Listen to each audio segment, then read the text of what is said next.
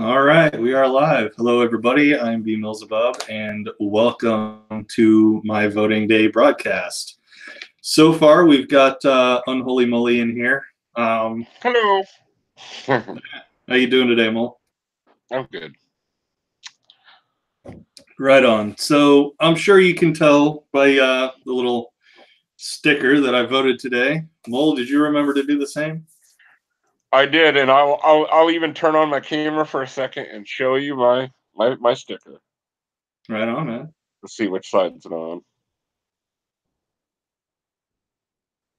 Come on, camera. There we go. See, there we go. I voted. Right on, man. And this is probably the first time my face has ever been seen on a stream. Well, I'm honored to have you on. Showing your doing a face reveal, man. Yep. Now you know what I look like. Well, it's all right. Could look like Russ. Right. He did just get back from his honeymoon. That's I never did get a chance to ask him how that was.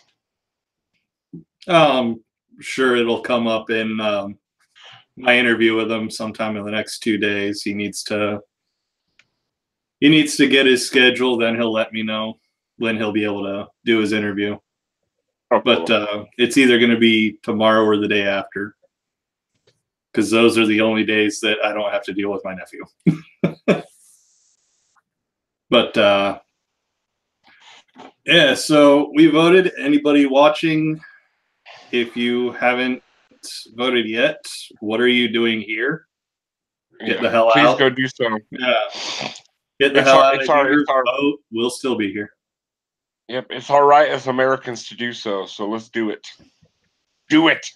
Indeed, it is the right of all Americans. And if you ask me, Election Day should be a national holiday.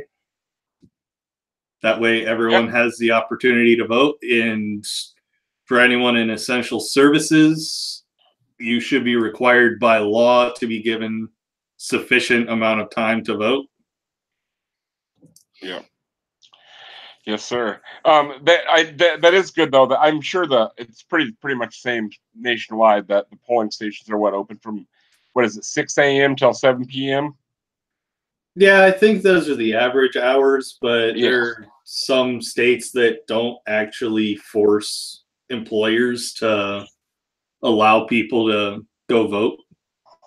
Yeah, I election judged some years. This year I didn't do it. I didn't get to the class in time. You have to take a class every year to do it, but it's it's easy money, and I mean, I am doing a civic duty, so I mean that something something to be proud of, actually, to actually go out and help the community.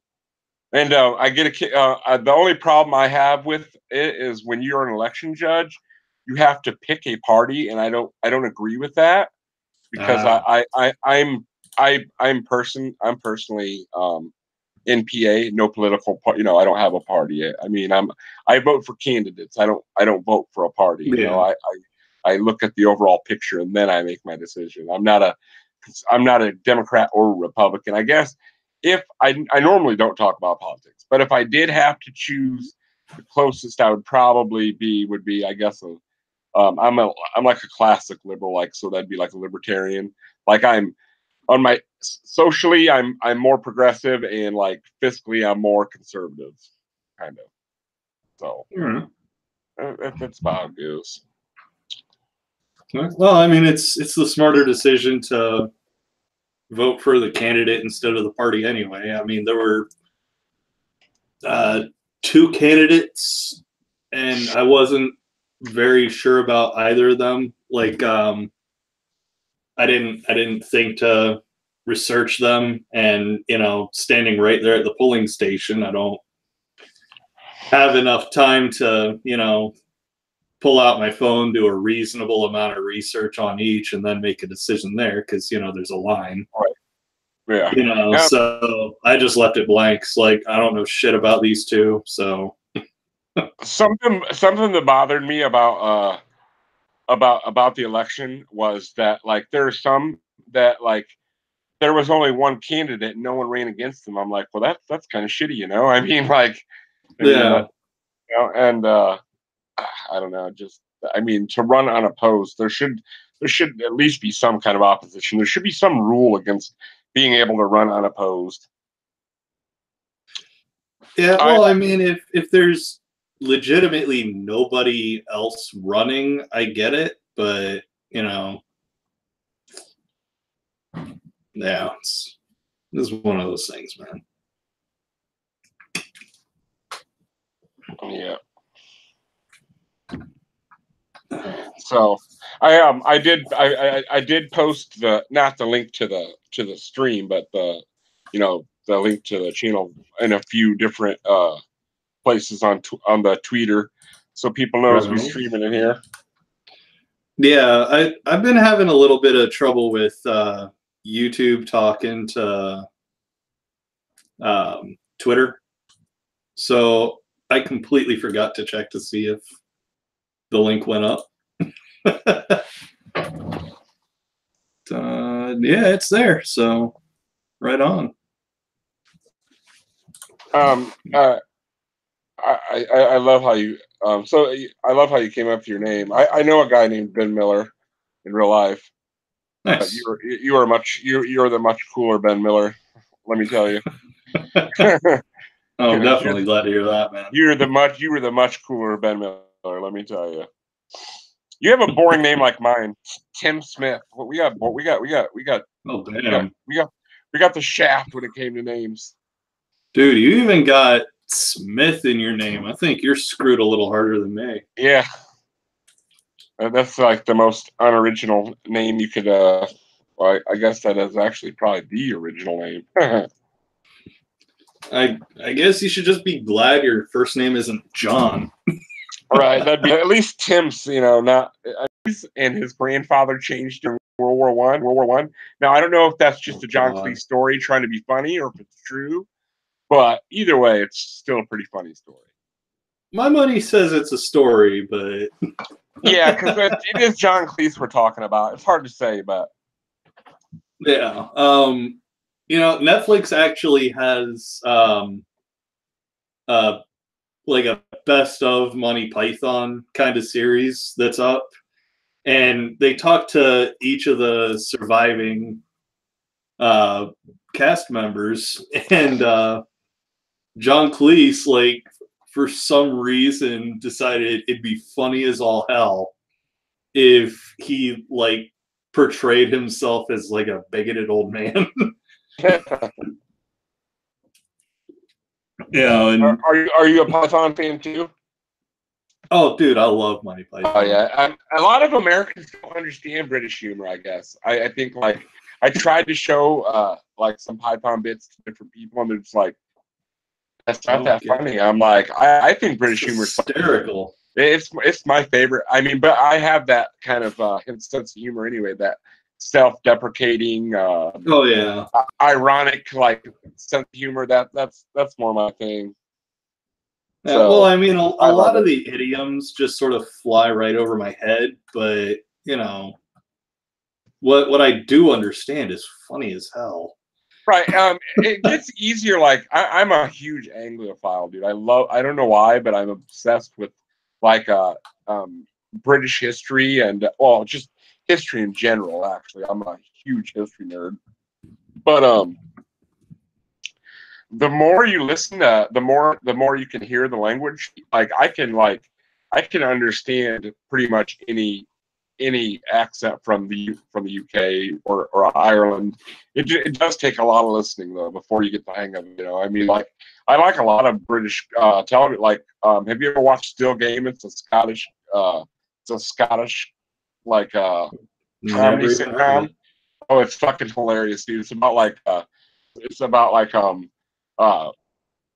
pensioners and pretty much like imagine like the Trailer Park Boys, but in their 60s. Like they just get up to shenanigans, and it's pretty good. I think you might enjoy it if you check it out. It's on Netflix, so if you ever get a chance, give it a look at. It's a pretty good show. See, this isn't on Netflix anymore, and that's really upsetting to me. But check out Black Books. Oh, I love Black Books. Oh my god, Dylan Moran, dude. Yes, it is great. I love it. Fucking kills me. Oh yeah, they could have not cast that show any better. Like it was so great, so great. Magnificent. What is it? The IT show, or what's the name of that show? The IT. That's a good show too. It's a British comedy. I've never seen it. I need to watch more British shows, but have you ever watched Hello? Never heard of it. It's about World War II. It's supposed to take place in World War II. The series was on, I believe, in the 80s. I want to say it was the 80s, but it's about a French cafe owner. It's fucking hilarious, dude. And the only they're all speaking English, but with an accent. So they should be able to understand each other, but they pretend like if the guy with the French accent is speaking to a guy with a German accent, that there's a language barrier. Like they're actually speaking German, and the other guy's actually.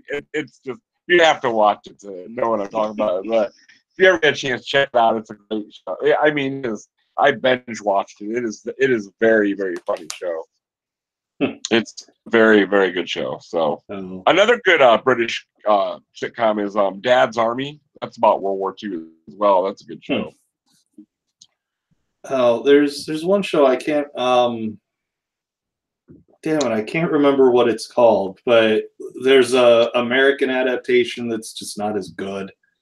It's about a vampire, a werewolf, and a ghost all living in the same house. Yeah. I wish I could remember it. It's got some funny bits, but it's just got a compelling story. And you'd think it'd be campy with the premise, but it's not.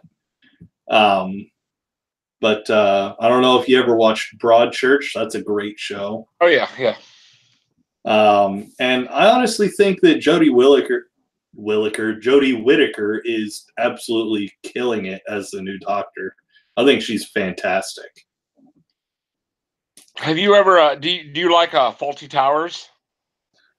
I tried watching it. It just you couldn't get into it at the time. Yeah. Yeah, it happens. You know what I mean? It's what's good for one might not be good for another. It's just the way it is. Oh yeah, it happens. It's human nature. It's human nature. Yeah, it's human nature. Yeah, I mean, stuff. That's the funny thing about it is Sunday. I usually do a Sunday coffee, just like coffee and bullshit stream. And Sunday we were talking about. I found this website that it was fallacies that atheists use against Christians, and it was. I mean, we were just sitting there bullshitting, having a laugh at some of the things they'd said, And this Fred Gwynn guy comes in, and he's just like, "You guys are," he was just being a dick. One of you debate me, and we're like, dude, we're literally just here trying to have fun with our friends drinking coffee. Fuck off, get out of here. We're not here to debate anybody. You guys just sit in your echo chamber. I'm like, well, first of all, an echo chamber would mean that we're all agreeing on everything, and I have never met a bigger group of friends that argue more than this one. I mean, we may all our only commonality is we're atheists. But other than that, we disagree on a lot of stuff. Oh, yeah. Some people are mythicists, some people aren't. So, there's a difference, Yeah, I'm one of those mythicists. I know for a fact I don't know for a fact, but I would imagine most atheists aren't necessarily mythicists, Hey, Duke, what's good, my dude? What's going on, man? Not much, dude. Just got back from voting. I'm a disappointing failure. I forgot to register. Damn it, you did. I care if I send the link to Snags?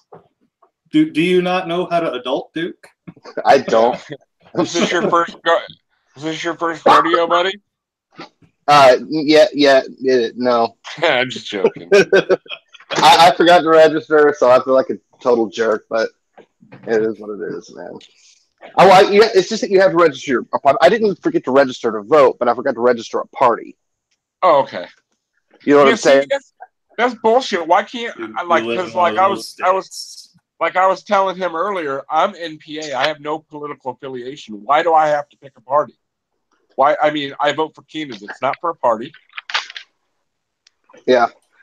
So, you know, even independent is picking a party, technically, you know. Yeah. So, are you going to be around tomorrow morning, Duke? You want me to just shoot you a link and we'll see where it goes?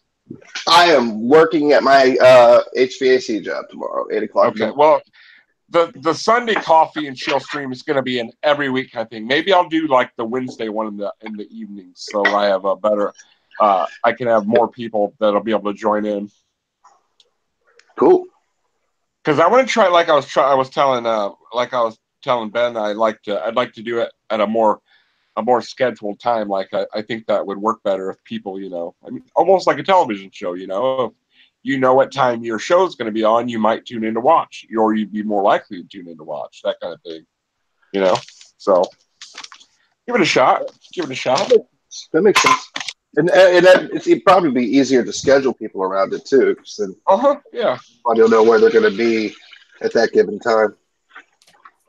Yeah, but my next stream is going to be the different customs and traditions of the different religions and how weird they are. Like, you know, like Mormon magic underwear and Pentecostal speaking in tongues, and, you know, stuff like that. Yeah, they all are very weird.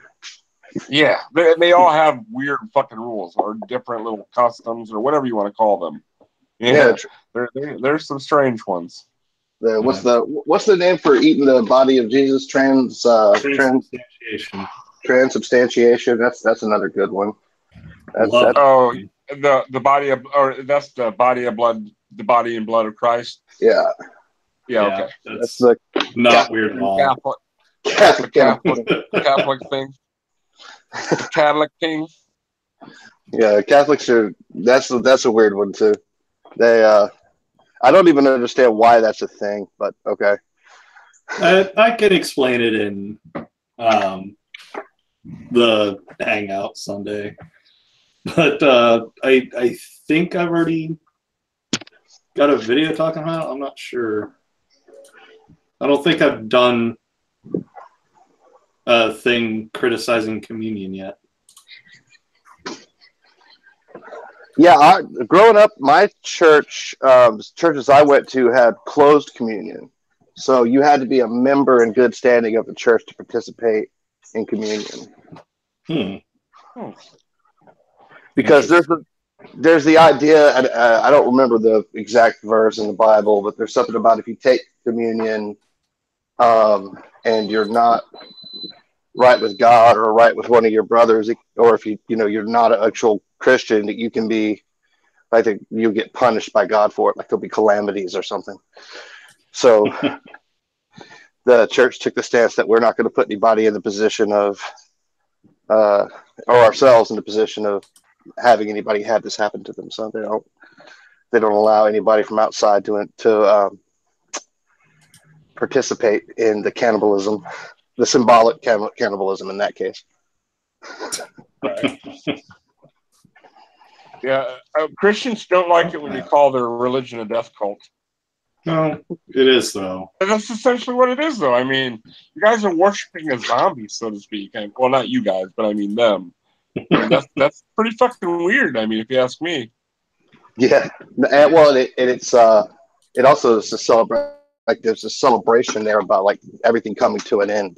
Like we look forward with joy for the time when the Lord shows up and smites the heathens and burns the planet to a crisp and creates a new one. I think that's every religion, pretty much.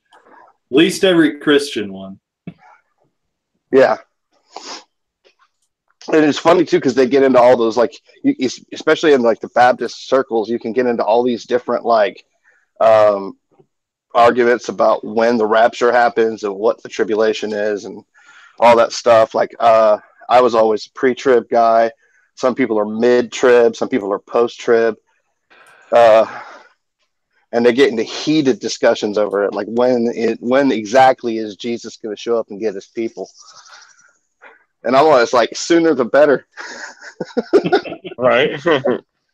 I always make that joke. I really am just kidding about it. There are quite a few people that are very religious Christians that I am very fond of. I love dearly. So, but maybe they could just come and get like Mathoma and Andrew and all those guys.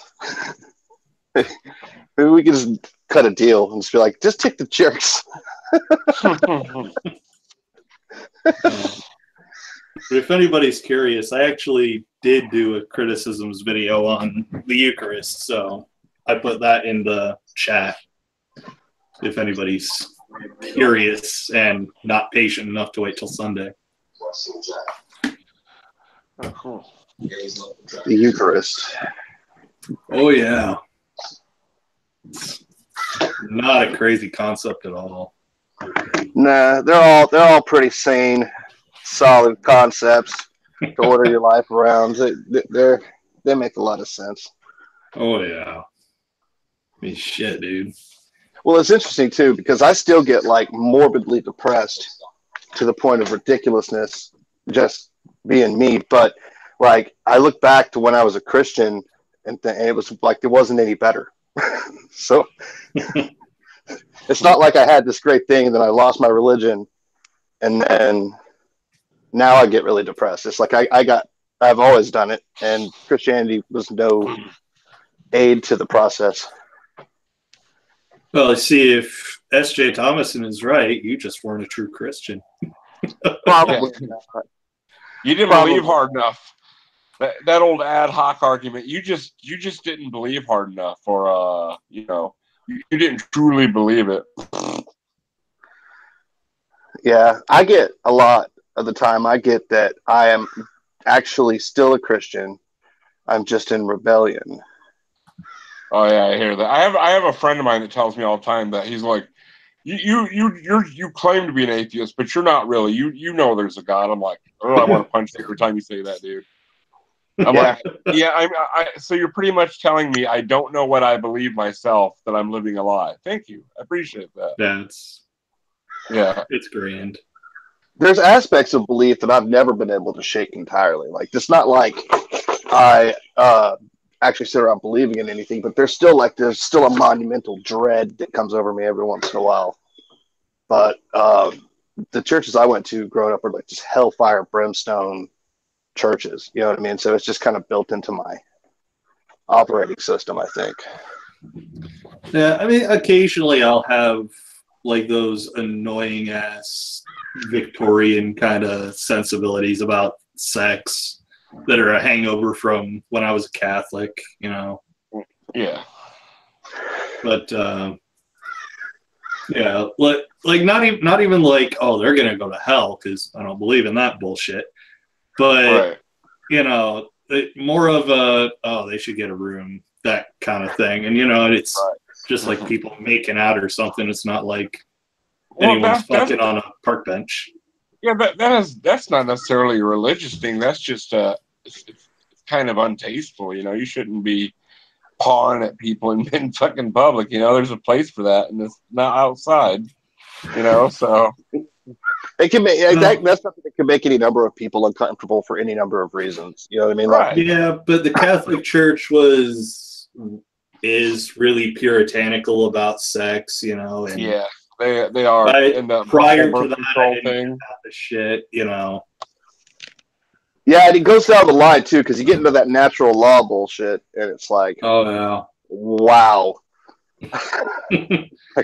I love it because like one of them will tell me like, well, would you use your eyes for something other than seeing? And it's like, I can't. Physically can't. You know, physically, that doesn't make it natural law. But if I could shoot laser beams out of my eyes, I would. Oh hell yeah! My eyes for something other than seeing. but we're talking about, you know, human bits, and those can do a bunch of things. Most of them fun. Yeah, quite a few of them are quite lovely. Oh, yeah. Yeah. Yup.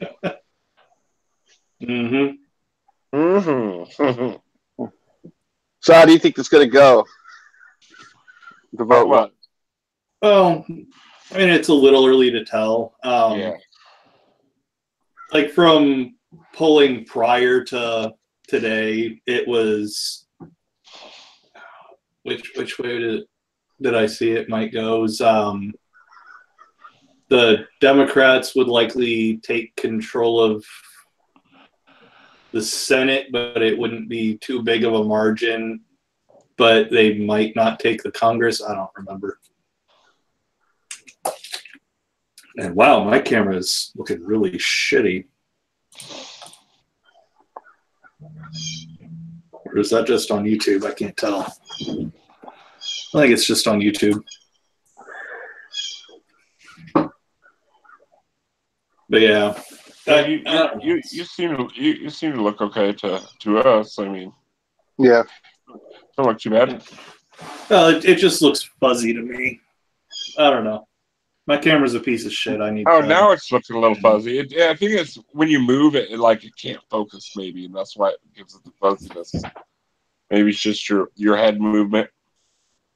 That could be. I don't know. I need to get a new camera anyway. You know, I need to spend more than $20 on a cheap one. Yeah, I've come to the conclusion that I need to quit being such a tight ass and buy some editing software because all the free ones are fucking horrible. Oh yeah. Hi, Nadine. Hey, Nadine. Hey. How you doing? Good. I just realized what time it is, though, so I might not be hanging out for very long, but I'll come back after supper. Okay.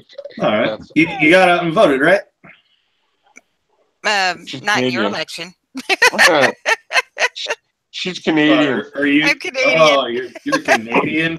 You don't count. Just so you know. I can't keep track of nationalities.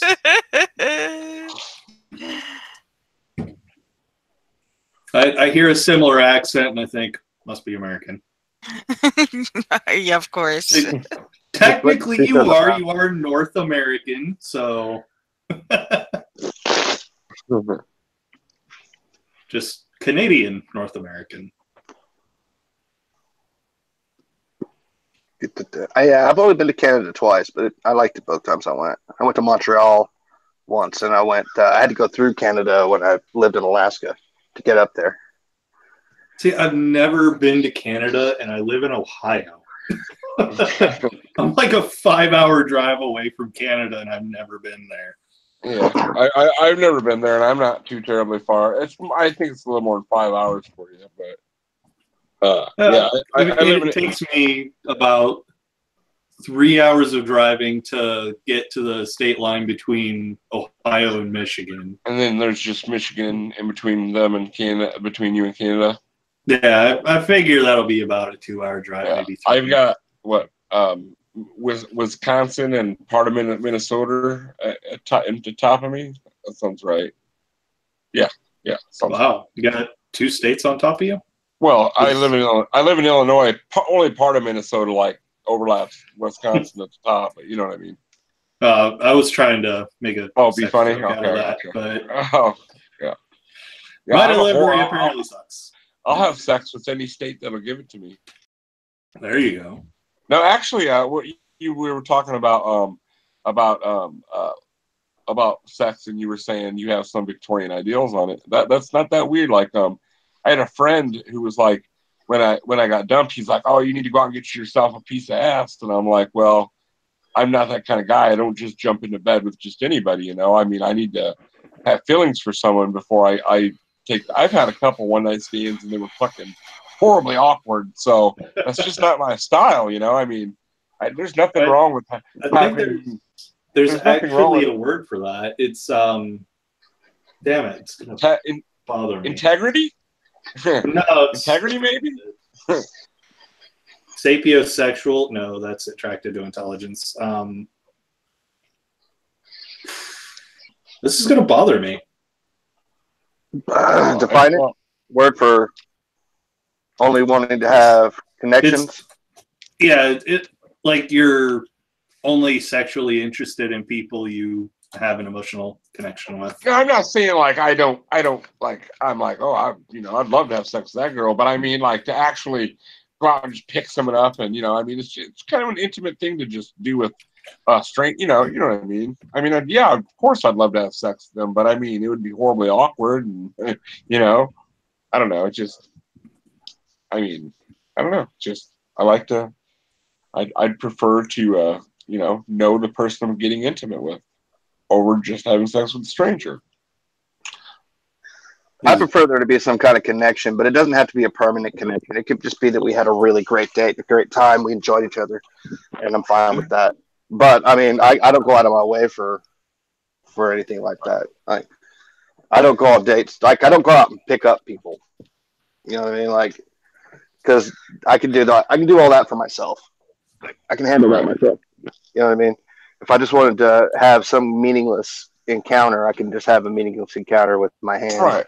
It's fine. Hey, Linda, Right. how you doing? Bone chicka wow wow. But unless the Twitter machine is lying to me, you are a demisexual. Yeah, that's what I found too. So you want to have sex with Demi? Is that what that means? Wow. Demi, D-E-M-I. I found I come into an interesting conversation, but I found out that it's mostly for me, it's just an intellectual connection. That's a big part of mine too. Like is that Demi? No, that's sapiosexual. Well, the intellectual connection and the it's not physical, because physical doesn't really matter to me, even though a sexy ass guy is a sexy ass guy, no matter. But if he doesn't have a brain cell in his head, I might get off to him. But exactly, that's what I'm talking about. Like, it can be the most beautiful girl in the world, but if you're dumber than shit, then I don't really want to. Yeah. I mean, I would like to be attracted to you with your clothes on as well. Yeah, that kind of thing. Exactly. Hi, Auntie. Hi, what you doing? Well, mute. Play. Besides ignoring us. She looks like she's muted. I'm just joshing. Hey guys. Hi, MC. Hi, Neil. Wait, the lavender lady's Something's tweaking? not right here. Let me tweak. You better not be do no tweaking, woman. What are you thinking? That should make your heart explode. You're too old for that. It's not good for you either. Yeah, I've met some meth heads are some crazy mugs. Let me tell you. They are meth heads and Pantera fans. And Pantera fans? How dare you combine the two? Of course, Neil's encouraging the bad habit. Tweak away. Damn, dude. Well, that's because he's a cook. Haven't you ever seen him on the streams wearing his black rubber apron and his gloves and stuff? He's Breaking Bad. Yeah. Neil Heisenberg. Hi kids, how you doing? Finally got back from my shopping trip. Did you get to vote? No, I need a bottle opener. You need a bottle opener to vote? No, I did. I did that earlier. That's so sad. A friend and I went up to the polling place together. It's only about 500 feet from where this building is, and we took care of that. Nikki hadn't voted in quite a while because she'd have ID card problems. For some reason, whatever stuff she had when she last tried to get an ID card wasn't enough or something. And so we finally did get there when we finally cast our vote. Yay! And now we just sit back and hope for the best. Right. Nostrovia. I think there's going to be a pretty good turnover. Just based I certainly hope so. Because there are a lot of people saying that this is probably the most important election in the U.S., maybe in its history. I think that's been the case in literally every election I've ever voted in. Yeah, I was gonna say. It's always like it's funny because it's always like the two sides have the same arguments every time. If it's a Democrat that's looking like they're going to win, it's like you gotta vote Republican because they're going to take away your guns and they're going to take away your rights and they're going to do this. And then if it's a Republican, they're always like he's going to start World War III. He's a fascist. It's like okay, like both of you shut up. You're just causing deeper divisions in an already divided country. Let's get back to sensibility, please. Good enough. Good enough. I even specified. I put up a list for my live chat tonight. No politics necessary. Woo! Yay! That's a nice change for me after the last couple of weeks. Well, you know me, Auntie D. I do not. Politics ain't my bag, man. I mean, it causes divisiveness, and I love every one of us in our group. That's why I try not to bring up any political affiliation because I don't want to ruin any relationships with people that I like a lot over something. So, I mean, everybody has opinions. That's fine, but I try not to. Some opinions don't need to be known by everybody. Is what I'm saying. I mean, this is true. You get what I'm saying. Yep. Yeah, opinions are like assholes. Everybody has one. And I mean, there's so many great one. There's so many great people in our group, and I don't necessarily agree with all of their political stances. Okay. And so I just leave it at that. I'm not a. And by the way, I'm not a Trump supporter, so don't worry about that. But I'm a centrist, and I mean, I don't always agree with the left, and I don't always agree with the right, so I just keep my mouth shut. I think that there's the one thing I will say though is I think the left and the right are pointing out way too many differences between the two of them, and they need to find some common ground and find more similarities. That would be nice. That would be very nice. Because we're all Americans first and foremost. This country is the only one we have, and us fighting amongst ourselves makes us weak as a nation. Yeah. And we need to be more powerful as a nation if we want to stop anything bad from happening to us, whether it be politically or an aggressive attack or anything of that nature. I'm with you. I'm definitely with you, Molly. Yeah, just my opinion though. I mean, I've never have like, not even watching like my friends fight. So I don't like divisiveness. I would, if I could shy away from any kind of fight, I would prefer it that way. I would just prefer it that way. Yeah, I'm not going to get involved in any kind of political discussions anymore. First off, I don't keep up with it enough to really know, and secondly, it just doesn't seem to be productive 9 times out of 10. And it's almost never been productive for me. And I have made the decision now. I am neither Republican nor Democrat. I am a member of the beer party. Nostrovia. Nostrovia. I'm NPA, man. No political affiliation. Oh, man. This is amazing. I got a taste for a beer. And I lied when I posted. I had said it had been about a year. No, it was the last beer. I had 2 on Good Friday. And I'm the kind, how do I tell people? I have a drinking problem. There's booze all over the house and I forget to drink it. That's a problem.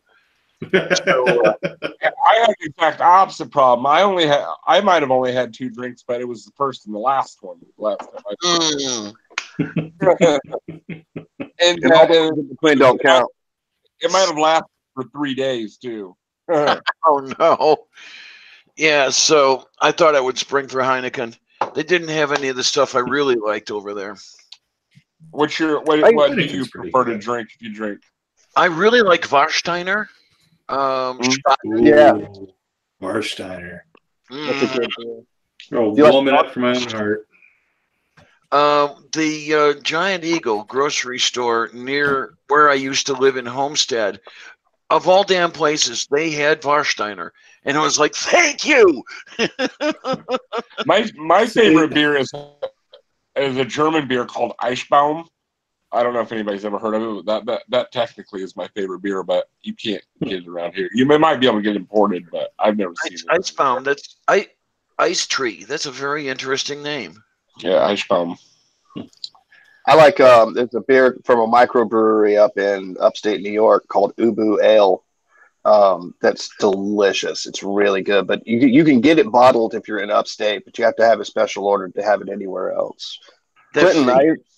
Clinton used to have it shipped into the White House. Oh, okay. Damn. It's now there's freaking good. There's one that Peter told me about. Well, he's talked about it on live streams. The beer is called Fucking Hell. Really and truly, yes, it is called Fucking Hell. And I've got to try one if I can get it delivered here. I would like to have one just for the bottle. Yeah, that'd be great. Seriously, they got a website and everything, and he says it's really good. And I hope that they ship to the U.S. because I want to give it a try. But yeah, that'd be cool. We'll see. So what time are you going to stream tonight then? 8 p.m. So it'll be 7 p.m. my time? Yeah. Okay, sounds good. Do you have any topics in mind? Not really, just whatever comes to mind. Okay. Like a stream of consciousness kind of things, whatever? Yeah, open chat. Okay, cool. Yeah, I would love to join the other day. I've always Kate's her eloquence is actually what drew me to her, and I've always wanted to have a chat with her. She's so smart, and she's so eloquent. I don't understand how people can call her ugly either. That's just crazy.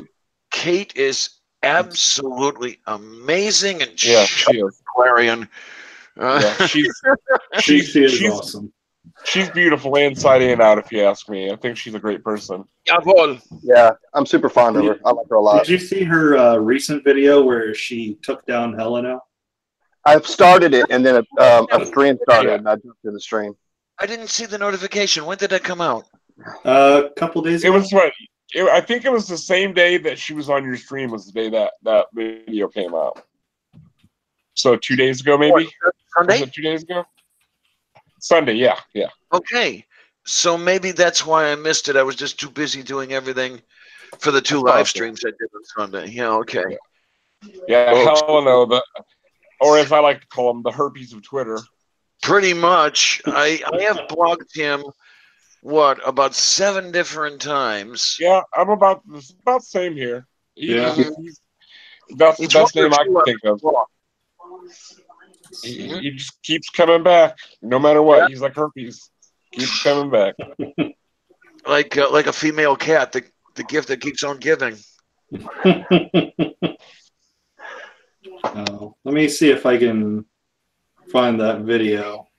No, because I mean, if it's Kate's video, it's going to be absolutely fantastic. I can tell you that without even seeing it or seeing the title. Oh, I enjoyed it probably a little too much. Oh, okay. It's oh my god, that piece of shit just needs to be taken down. Yeah. What's up with his head? What's going on with his head? You ever notice that? He's got a head like a freaking candy corn. I swear to God. And it's like big and round up here, and then suddenly it comes to almost a point. Yeah.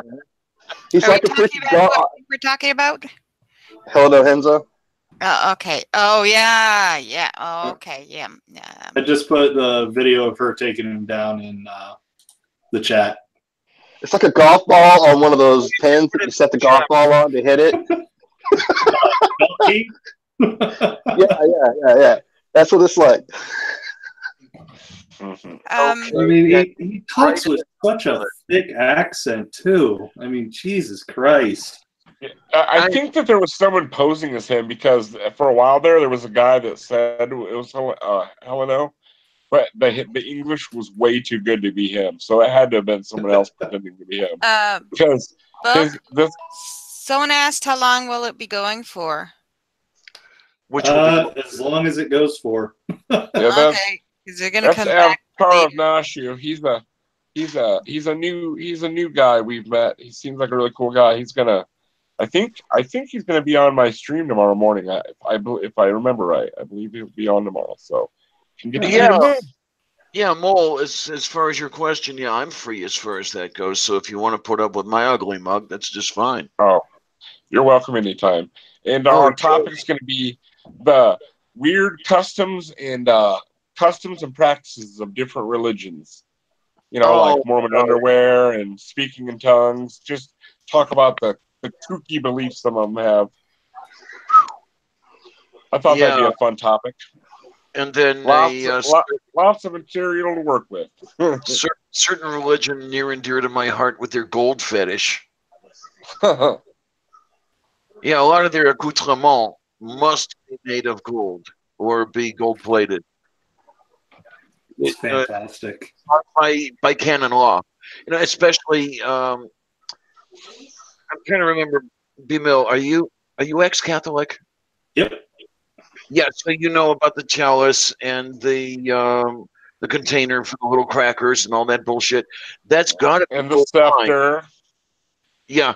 What else is there? There's the scepter, the chalice, all the pretty much all the stuff on the altar is gold, isn't it? Yeah. Mm-hmm. Yeah. The cruets for the wine and water are very often glass, or at least they were when I was an altar boy. Yeah, can you believe it? And what they call the monstrance, because on special days they would have a large cracker inside the display case, which had a whole sun rays around it, and the guy in the dress at the front of the church would hold it up and display it all around, and it's like, I'm going to revere a cracker, a piece of bread. Oh, but it's literally Jesus. Right. That literally makes it worse. It literally spiritually becomes Jesus because it doesn't literally change. It's like, there's the whole, what they call it, transubstantiation. Yeah. So it's changing the substance, but what the hell is the substance? What is the concept? If you've never been a Catholic, Jesus tastes horrible. Well, it's unleavened bread, yeah. Yeah. So I'm just saying. So if you've never been Catholic, though, Jesus tastes horrible. Don't do that again with a mouthful of beer.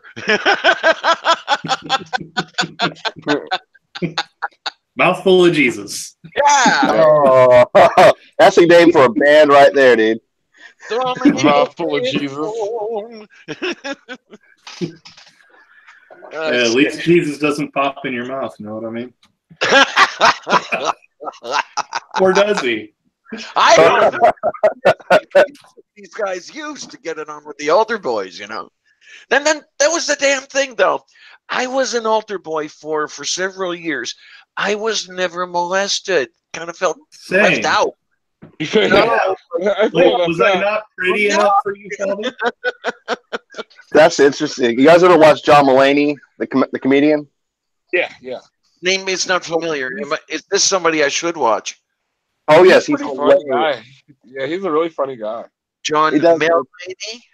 Mulaney. Mulaney. I think it's Mullaney, isn't it? Well, regardless, it's Mulaney. Regardless. Yeah, but he does this thing where he was like, when I was a kid, I was an altar boy, and everybody in the crowd was going like, "Oh!" And he's like, it's funny. That's way more controversial now than it was. But back when I did it, it was just some boring shit I had to do on Sunday. Oh man! And I tell you, the other thing we had to do was we were required to do First Mass for a week each month, and First Mass was at 6 a.m. So this one over here, who never ever was a morning person, has to roll out of bed at 4:30, to get ready, and he would take me to the church, and he'd sit there for the Mass and all that shit. 6 fucking a.m.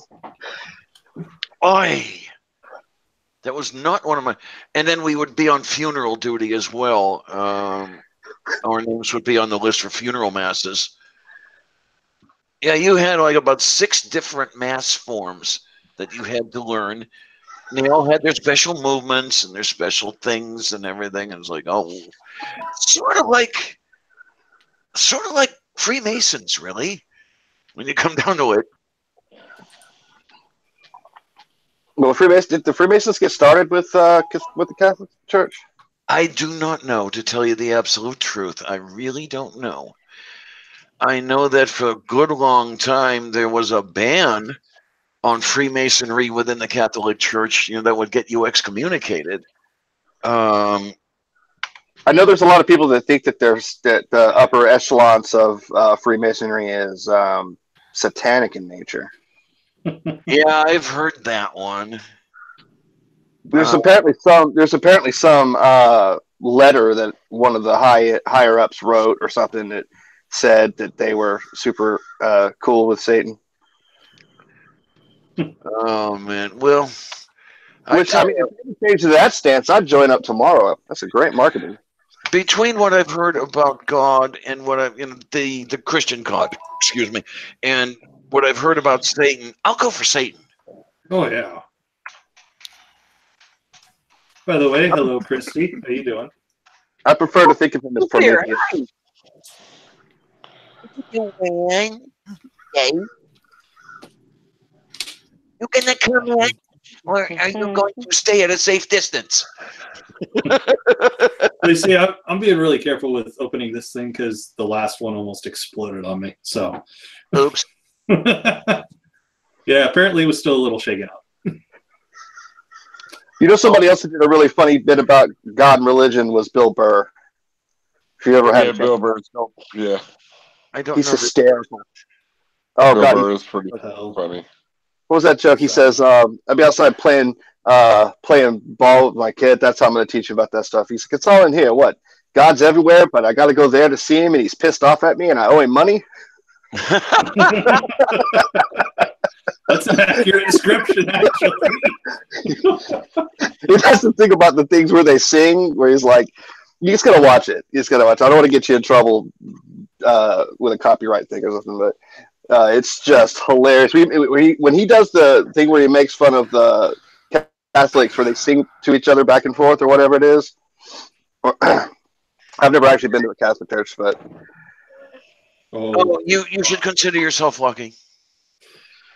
I was actually literally raised to believe that the Catholic Church was the whore of Babylon. Oh, you were what, an independent Baptist? Yeah. Okay, yeah. I found a great article here from 2017, Why Catholics Still Can't Be Freemasons. So I guess they still can't. There's an anathema. But over in the side chat, I love the illustrations from the Catholic Herald, the real reason Catholics can't be free. And it's got to have something to do with money and power. Definitely. Oh, yeah, because the Catholic Church isn't incredible. You got it. You got it, sweetie. Yeah, I'm actually curious to find out where they got all that gold that they plated and everything. And something tells me it was from Jews, but I could be wrong. Well, a lot of it might have been from indigenous Central Americans. Yeah. That whole sickness of the heart bullshit, curable only by gold. Yeah. Yeah, that's what Columbus's crew fed them. Hey, I don't know. Oh, there's too much fuckery to keep up with. Yeah, pretty much. I like being godless. I like being religionless. It's just so nice, really. Yeah. Well, I mean, now I don't have to feel all ashamed whenever my pee-pee gets a little stiff, Yes, yes. I remember those days, and having a female parental unit or male parental unit actually come in and check in on you and see if you're up to anything. See, I never had that. Then again, I grew up in a time when, you know, the internet wasn't high speed yet, so yeah. Pornhub wasn't a thing yet, and you know, I had to I remember Playboy mag if I wanted to see anything. Right. I remember when when internet first went, like I graduated in '95, so my first experience with the internet was probably like 96 or 97. Like, so like I remember like having to wait 4 hours for fucking one picture to download, and then if you didn't like it, you were screwed. You know? Like, Yeah. You had no idea what you were getting. So. Oh man, there were some of the news groups that would be picture groups, and you could download from. But yeah, it was murder at 14.4. Do any of you guys remember news groups? Vaguely. Because yeah, they went out of style about 20, 25 years ago. I mean, they're all spam traps now. But there was some pretty good news groups out there. I remember alt.support.depression. Made a pretty good number of good friends there, and actually found somebody not very far from me in Pittsburgh. And a lot of talking, and you know, what do you do when you have the blues, and what do you do about it, and all this other happy shit. I kind of miss that. That's interesting. You guys were talking about the porn thing. I got like mildly chastised for retweeting a lady that I follow who is, I guess she's a cam model or something. So I got mildly chastised by some of our people on Twitter for that. I'm against posting porn on Twitter. I think it's a bad move. If you want porn, go to a fucking porn site. I hate when I'm scrolling through my Twitter feed and my 8-year-old daughter is standing right next to me, looking right at the screen because there's kittens and goats and shit on there that I want to show her. And then there's a big old titty or something. I'm like, I agree with you. It's not the place for it, you know? And I'm like, porn, what's porn for? I really don't even like porn as far as that goes. In my world, sex is not a spectator sport. Okay? Right. And, which is why I'm always grumpy, is because never mind. Well, in my world, sex is a game of solitaire, so... There you go. You know it. I haven't been with anyone in what, 9 years? Almost 10? Shit. I'm desperate. Apparently, Christy's giving people rides to and from the polls, so that's awesome. Let's all hear it for Christy. God, that is amazing. Thank you, thank you, thank you, thank you. A bunch of polling machines were sent out to black neighborhoods without the power cords. Oh no! Seeing tons of shit like that going across my Twitter feed. People getting turned away. The machines don't work, or only one machine works, and they don't have enough paper ballots. People are just leaving. And they're in primarily Democratic districts, right? I haven't looked into it too much, but I mean, let's take a guess. All the lines I saw in the pictures, the lines of people at these places were almost all black people. Majority, it seemed to me, and like I said, I haven't looked into it very deeply, so don't quote me or take this as gospel, but it seemed to me that these are going to black neighborhoods. Now, what amazes the hell out of me is the neighborhood from which I moved to come here did not seem to have that problem. The turnout was low, but it seemed to be low simply because of the normal reason. Nobody's interested in politics. Didn't seem to be suppressed in any way. Here, I don't know yet. I've only voted in the primary and this general. I really haven't got to see a pattern yet. It was pretty empty when I was there.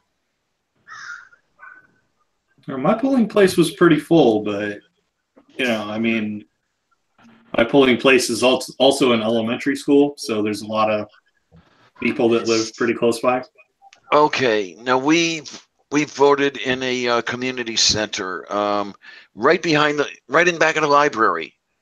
Excuse me. You go in the doors. You could turn right to the library, or keep going back into this cafeteria sort of arrangement, where they had all the polling machines set up, and there were only, I'm trying to think now, 4 polling machines, and then 2 registration tables, for one district and for another district. So yeah, they really didn't have too much going on. Well, this is a tiny township. It's only about 20,000 people. That's not tiny. How many did you say you cut out a little bit? It's definitely not big. It's not big by any measure, but it's twice the size of my town. It's not 500 people or anything like that. We've got a couple boroughs like that here. Mm-hmm. Now I'm just more accustomed to living in the larger cities anymore. I mean, Pittsburgh is about 300,000 or so, and Cleveland, I think, from which I emigrated 30 years ago, right now it's about 250, something like that. So it's not a large city, but Yeah. Well, that always gets confusing too, because if you Google what's the population of Salt Lake City, it'll come up with some number that's like 300,000 or something like that, which is low. That's not it. Anybody who doesn't live in Salt Lake City, if you ask them what Salt Lake City is, they're thinking of Salt Lake County, which has like 20 cities in it. There are 7 million people in Salt Lake County. There's less than 500,000 in Salt Lake City. Okay. So I get confused. I'm in an isolated city of 10,000 people. We actually have 2 little bureaus, suburbs of our city that are smaller cities, but nobody counts them as separate cities. One of them has their own police force, and the other one has to use the sheriff's department. But it's you could drive from one end to the other in 10 minutes. Now, I'll tell you, that's an interesting thing. Out here in Pittsburgh, where, when? Who's here? Now, because it's probably, wasn't even paying attention. Oh, I get it. Okay, move beef. Here in Pittsburgh, there's this little thing where everybody likes their own little fiefdoms. I used to live in a borough called Homestead, which was one of 4 all around, which were rather tiny and would have done a lot better to consolidate services, like a single police department, a single fire department. They did have one school district for that entire set of boroughs, which was nice. But here you have these 4 boroughs with their own police departments, their own fire departments, et cetera, et cetera, et cetera. They could have saved a lot of budget money by consolidating, but no, they have to have their own. I don't get it. Yeah, I don't really get it either. One of our city isn't big enough that it should be split up into 3 cities, and one of them, the rumor is, I think this happened before I was born, but there was a big heavy race for mayor of the city I live in, and the guy that lost was like, fine, and he just went outside of city limits and cordoned off a new area with a border, sharing a border with our city, and said, this is Naples. This is fucking Naples now. Damn. Became the mayor of Naples. And they had their own city council out there. They had their own everything. I mean, it's crazy. Jeez, and people from out of town, they don't know if they're in. I'm gonna dox myself. I live in Vernal, Utah. They don't know if they're in Vernal or they're in Naples because there's no difference. You go, if you cross the street right there, you're in Naples. It's just silly. God. Nadine, I muted you when you answered the phone. I don't know if you realized that or not. So you have to unmute yourself. You want to talk about reasonably small boroughs? Sorry, yeah, I forgot to mute myself when I answered the phone. Yeah, no worries. Because I just mostly been listening to you guys. So that's why we all have the capability to do it. Yeah, but I am gonna go up for for supper. So I'll talk to you guys later. If you're still on, I'll pop back on. Hi, Nadine. Oh, yay. Later. Yay. Okay. You bye. take care, sweetie, and be You good too, and you have guys fun. too. And And if you guys are still on, I'll pop back on later. yay! Yay. I think it's yay. Is it yay? Yay. Probably. Okay. Yay! Bye. Take care, sweetie. What's the count? What's the count before you leave? Oh, she's gone. She's gone. Darn it! I forgot to ask her what the countdown timer was reading. Oh man, that beer was so good. I'll have another one. Oh, when I saw you say that in the chat, oh, you about broke my heart. You said you hadn't had a beer in a year, and one sounded really good, and that clicked a gear in my brain so fucking hard. I was like, you know what? A beer really does sound really good. Sorry about that. It's not that I've been denied beer. It's that I really just don't think about it. Mm-hmm. And when I want to drink something, I'll reach for coffee or something like that. Right. And it hasn't been a year. It's been since Good Friday. But one time I bought a case of beer, 24 bottles, and half of it went bad before my ex and I drank the whole damn thing. So it's, the use of that sort of thing. That's alcohol abuse. Yes, it is. You gotta really try to have beer go bad too. Yeah.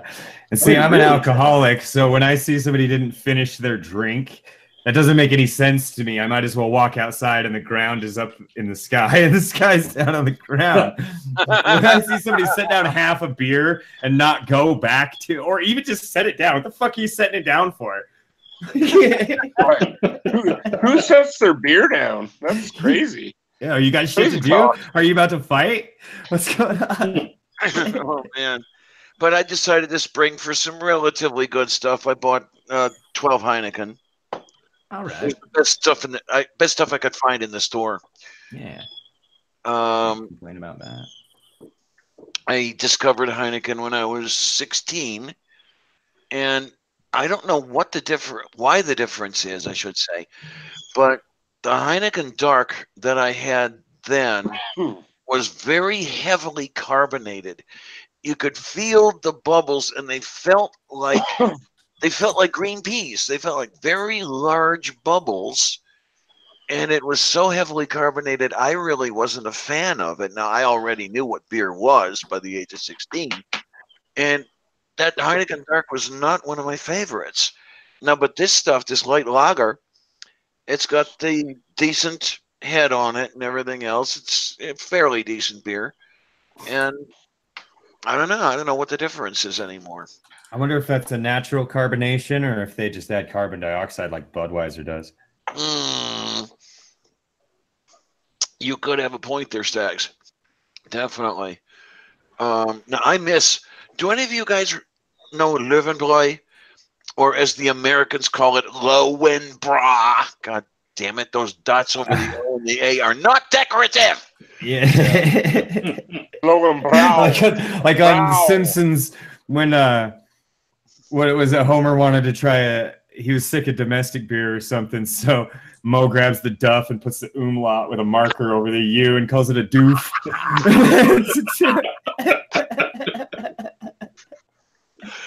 Doof. Yeah. Oh my word. Ach du lieber. Anyway. Hot good.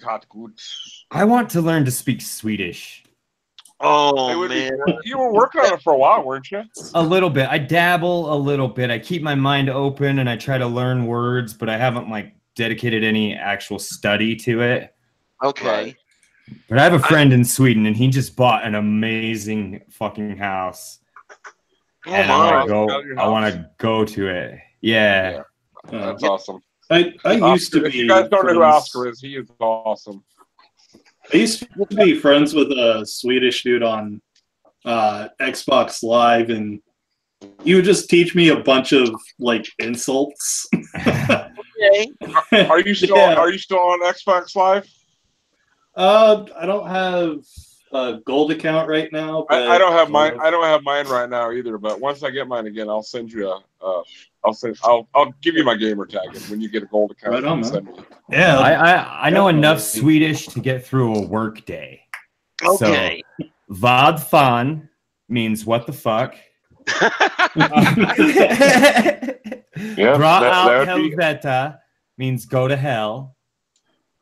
And that's it. I think that's all I know. so the one that my friend taught me was Fitnala, and for those of you who don't know, it's a compound word, and the literal translation is cunt cock. Okay. It's like, what the fuck is that even? That's funny. Do you know that they call oranges Chinese apples? That makes some sense Interesting. of it. Well, the French call potatoes earth apples. Yeah. Yeah.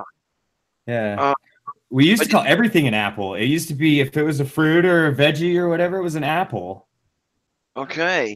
So the misinterpretation of fruit to apple from Genesis is actually less stupid than many atheists like to think. Yeah. Apple somehow is a big word and everything else. A lot of people used it for a lot of things. But you talk about friends in Sweden. You remind me, I haven't talked to Martimer in a long time. You guys know Martimer 81. Oh, yeah. He was on a, I don't know if he's still there, on a server that Logic was running for content creators. And I tell you, I love that man. He is absolute wonderful person. Now, I've always assumed because of his accent that he was an American that moved to Sweden, but I'm thinking that maybe that's not correct. He's just got a solid accent. He's native Swedish, and I guess he learned English very early on. I can hear that he did not grow up in the U.S. from his accent, but damn, he is better at English than most of my neighbors. Mm-hmm. Well, and that's like Oscar. Like a lot of people, PewDiePie. A lot of people don't realize he's Swedish, and Swedish and English are very close. Yeah. So it's really easy for Swedish people to learn English, I think, and it's probably pretty easy for an English person to learn Swedish. But if you don't work on the accent, then people can definitely tell. And I appreciate the Swedes who put a little bit more effort into it. Although the ones that do seem to be really extra hard on themselves. Like anytime Oscar fumbles a word, he gets like kind of upset with himself, and I'm like, dude, you speak amazing English, dude. Yeah. I heard a big boom, not an explosion or anything, but no idea what that was. But Swedish might be a language I might have to give a try to. Since I already know German, I don't know how close those two are. I know Swedish is Scandinavian. They're close in the sense that they're both Germanic languages, so there are some words that are similar, but yeah, they're both Germanic. Yeah, but sure. Have you ever noticed that a lot of Swedes, their accent isn't as heavy as you would notice with most Europeans that learn English? No, I guess it isn't so heavy. Yeah. I don't think. Well, it's that's the quite thing. that bad. That's the thing, because that's what you expect. But what you get is usually PewDiePie or Martimer or Oscar. Yeah. And of those three, Oscar has the heaviest Swedish accent. I mean, you can clearly tell that he's from the Norseland somewhere. Right. But it seems like, and maybe it's just the ones that put themselves on YouTube. Really, because the Swedish accent, the heavy Swedish accent, really sounds very silly. Yeah, it does. Yeah, it's very, very silly, and to speak English with that heavy Swedish accent, and they noticed it too. I think they noticed because I've heard Oscar talk about it too. Well, maybe it's just me. I'm used to hearing accents because I don't know, because like growing up, my mom's from Germany. You knew that, Stax, but my mom was born and raised in Germany. Moved here when she was in her 20s and learned English from like watching TV and stuff. And I never heard her accent growing up. Like the weird thing is like other Germans, I could hear their accents, but my mom, I couldn't hear hers. So I don't understand how that really worked. But like my friends, like, man, your mom's accent's so thick. I'm like, what are you talking about? Like I didn't hear it. Like it was just everyday normal. I mean, like some things I would notice, like when she talked to my dad, like my dad's name's Walter, so she'd be like, Walter, you know, so that kind of stuff I would notice. But other than that, I never really noticed how thick her accent was. I knew this girl that was from Germany, straight from Germany. She'd only been in the U.S. like a few years, really. I mean, she spent her whole childhood in Germany, and then like teenage years in America. 2 weeks, and then she went back to Germany with her husband, and then they came back to America so they could try to get married. For one, it's a fascinating story about how hard it is for somebody to get citizenship legally. A German citizen who's marrying the person she's in love with in America, and it took her like 4 years to get her citizenship. But we'd always make fun of her, like, I'm from Germany. I came straight from Germany, y'all. Like, that's how she had the most American fucking accent. And her dad would be like, you sound like an American. Like, what the fuck is wrong with you? When she tried to speak German to her family would tell her that she sounded like an American trying to speak German. Man, that's amazing. What was so funny, I took German in high school. I studied German in college. Back in high school, there was this thing called a language declamation contest. Each of the languages you took in school had one. A Spanish declamation contest, German declamation contest, et cetera, et cetera. It's basically poetry, recitation. You had a required poem and an optional poem. You memorized them. You presented them. So I did my thing, and the judge that was listening to me was a friend of my German teacher. When I was finished, or after everything was over, he called my German teacher over and said, hey, Neil, what's this kid doing in the non-native speakers division? He's a native speaker. And Neil had to look at him and smile and say, no, he's not. And I guess what helped, my babka was teaching me Slovak when I was 2 years old. And I learned how to make the sounds that weren't American. And that really, really helped. And, well, the area of Slovakia she was from, that was one of those places that you would call, what country are we in this week? And everybody was fighting over them. It was a part of Poland or a part of Russia, or it was its own area, or back and forth and back and forth. My babka spoke both Slovak and German fluently, so I had a leg up, and that was wonderful. I miss that lady. God damn, she died in 1986 at the age of 94. Wow. She was a very lovely woman, wonderful. If you ever go to my website, there are a couple of pictures of me and her together baking bread, you know, when I'm like 3 years old or some shit like that. And every time I bake a batch of bread, I think of her. I miss you, babka. Yeah, when I raise my eyes to the sky, keep in mind, I'm an atheist. You know that. I also hold the concept of the afterlife, which is the memories of us held by those who knew us. So babka is in the heaven she made by being such a wonderful woman, and her son and daughter-in-law burn in a hell of their own making. Take it from there.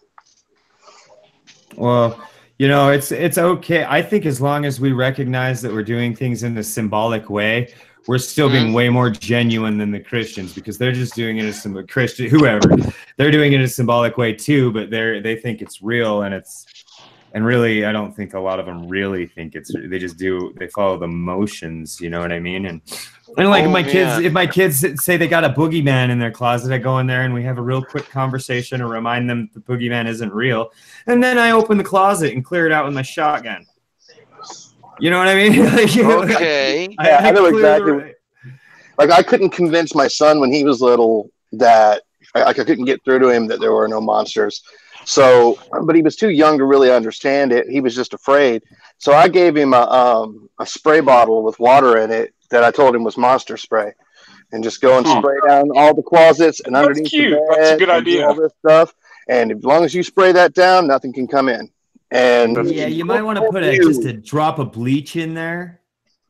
that is a cute idea, though, and I bet that's awesome. You know, I would mix it like 1 to 100 bleach, just so he doesn't grow a bunch of mold everywhere he's spraying. Yeah, you get a point, Dex, definitely. I just discovered a freaking handheld game from the phone called Plague Inc., and it's super interesting. Yes, that game is amazing. I just destroyed the entire world populace with a plague that I invented. I played that. I played an earlier version of that game called Infection or something like that. It was almost the exact same game. That Plague Inc. game is definitely modeled after this other game I played. But in this other game I played, if your virus didn't start in Madagascar, you were screwed. You were never going to get Madagascar. You will in that older version of the game, because they closed the airports down and the seaports down, and you can't get to Madagascar any other way. Oh my! This is very insider baseball here. I'm talking. Duke knows what I'm talking about, though. I love it. So you had to learn that by playing the game over and over and over. Yeah, well, and you start in a random spot on the world, and you have a virus, and you gain experience points based on how many people you infect, and then you can mutate your virus in different ways. But you have to be careful as time goes on, because if you have too many symptoms showing, people start making cures. And so you have to get my plan was always to get the virus spread everywhere I could before I started turning on the harmful symptoms like runny nose. And that is exactly a fantasy of mine. I mean, okay, the MIBs are going to come knocking on my door any minute here, but I actually sit around sometimes thinking of how to destroy the world, and it's with inventing a virus that would spread without symptoms until it had infected a very, very, very large area. And then by the time it started showing symptoms, there were so many people affected that finding them and trying to formulate the cure and trying to formulate vaccines was pointless. And it's like, bye, everybody. You'd love this game. I think you can play it on the computer for free. Really? For free. I want to know what it's called, because I want to try this out. It's called Plague Inc. Plague Inc. Plague like Incorporated. INC. Yeah. I used to, when I was a kid, I had a game called Sim Earth, and it was basically like you had just a planet, and you had to make land, and then you had to make like bacteria and stuff like that. You had to evolve it, and it would evolve up into civilization. The game Civilization, kind of like, except for your. Okay, now wait a minute. Molly, you said Civilization. I take it there are more than one game called Civilization. Which one do you mean?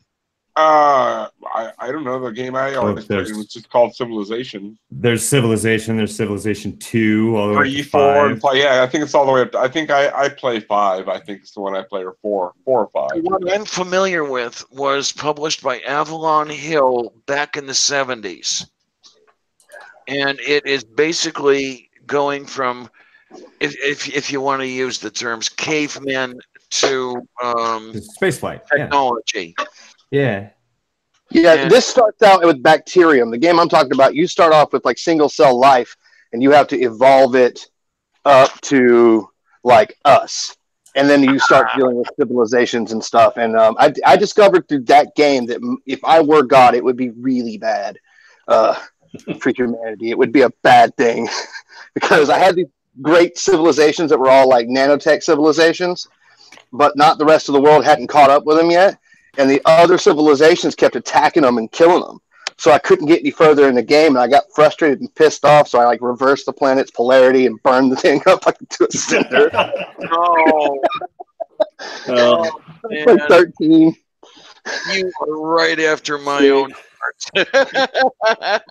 There's a game that I used to play on computer called Black and White, and you were literally a god, and you could be benevolent or you could be evil, and it's always more fun to be evil. It's the same guy who made it's Malanurix, right? It's the same guy that made Fable. Benevolence is boring. I mean, as far as day-to-day living, us humans, that sort of thing, it's the way to go. But it is boring. It's more fun to be the evil mad scientist. Hi, Doc. How you doing? Howdy. Yay!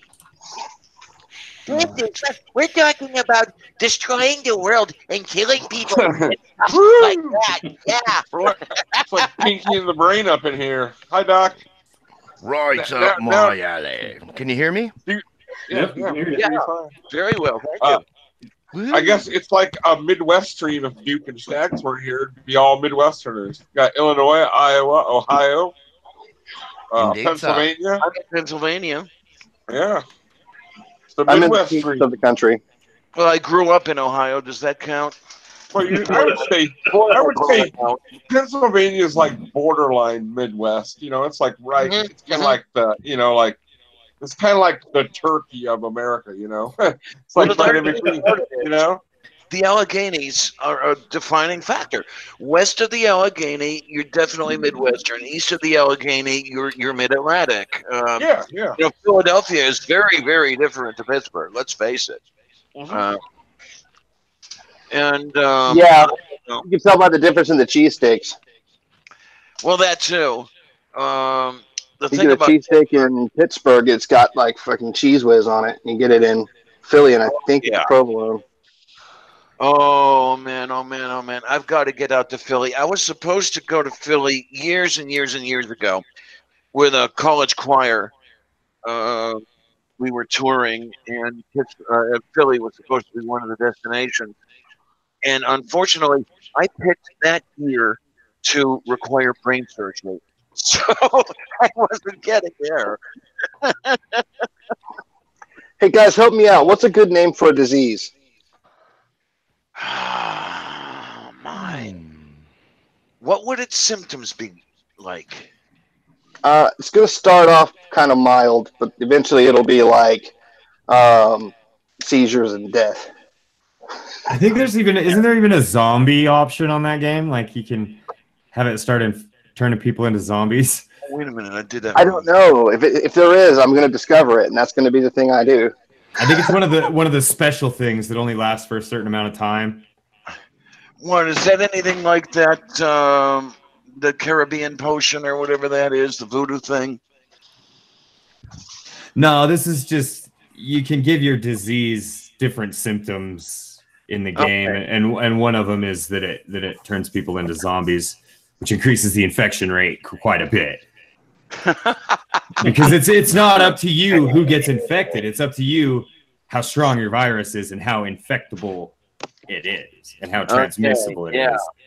I hope you don't mind my putting a chair together while we talk. I got a delivery today.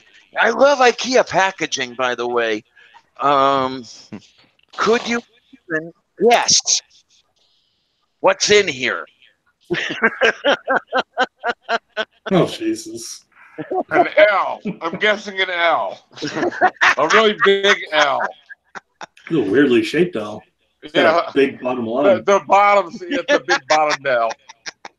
The chairs I have are totally shitty. So I decided, okay, I'm going to spring for the $30 each. So the total I spent was $140 for 4 chairs. They'd better be some good chairs. That ain't too bad considering you got 4 of them. I mean, so, a little over $40 a piece, like what, $45 a piece, something like that. Yeah, and to be fair, I did get wood oil as well. Because what I'm going to do, instead of using polyurethane or anything like that, just basically use wood oil or mineral oil, I think this is, and rub it in. What's the old saying? Once a day for a week, once a week for a month, once a month for a year, and yearly thereafter. So it builds up the wonderful. I can use it on my breadboards as well. That's cool.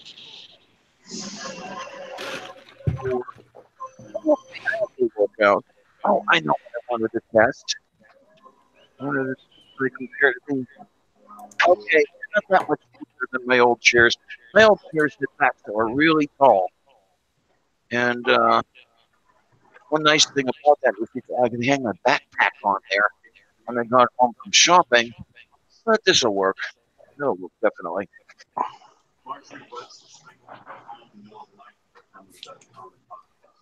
Boy, I'm hearing conversation from like 45 seconds ago. It's coming back through. It sounds like a baseball game on the in the background or something, or the news or something. Somewhere. Does that matter? That's one of the things I don't like about this time of year. One thing is the cold. Another is no baseball. Yeah. I don't know. You have to wait till spring training in March. You're like my dad. My dad could literally watch baseball all day, every day, year round. He wouldn't care. He loves baseball. At that point, it was just the way things worked out, knowing my schedule worked out and everything. I'd watch 3 baseball games a day, every day. Now, imagine 12 hours of baseball daily for 6 months. I couldn't do it. Well, when a game like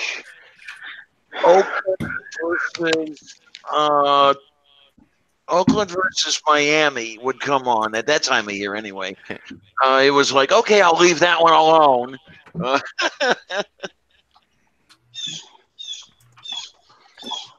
I would disappoint you. Yeah, my Cubbies made it to the playoffs. I was pretty happy. I was kind of hoping that the Dodgers would pull the World Series out, but they didn't go well. Yeah, I was in good shape. I mean, I follow the game.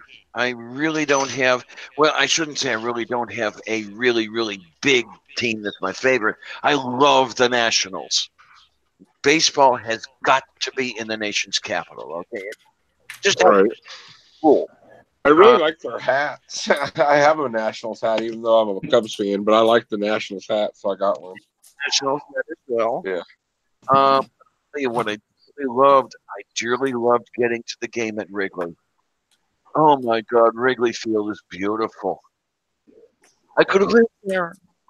It was a pretty awesome field. The bathrooms are fucking disgusting. Yes. That was